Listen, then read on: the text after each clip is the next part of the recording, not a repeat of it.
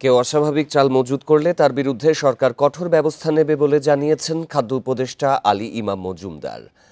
Bundle থাকলে প্রতি সেনমানিতে টাকা বাঁচবে। বিকাশ সেনমানি বান্ডেল কিনে জিতুন প্রতি লেনদেনে। বলেন আগামী ফেব্রুয়ারির মধ্যে চালের পর্যাপ্ত মজুত রেখে যাবে বর্তমান সরকার। দুপুরে চট্টগ্রাম সার্কিট হাউসে খাদ্য বিভাগের কর্মকর্তাদের সাথে মত বিনিময়ে খাদ্য উপদেষ্টা বলেন, বর্তমানে 16 লাখ টন চালের পাশাপাশি 1 লাখ টন গম মজুত রয়েছে। এছাড়াও বিপুল পরিমাণে গম আসার পথে, ফলে চালের বাজার অস্থিতিশীল হবার কোনো সুযোগ নেই। অবৈধ হতে পারে, এটাকে ধরার অধিকার আপনার আছে, আইনত অধিকার না, আপনার আইনত দায়িত্ব আপনার ধরার। 2 নাম্বার হচ্ছে তার কতটুকু মজুত করবে তার একটা ক্ষমতা আছে, কতদিন রাখবে তার একটা নির্ধারণ করা আছে। এর বাইরে যদি সেটা ধরো আপনার দায়িত্ব।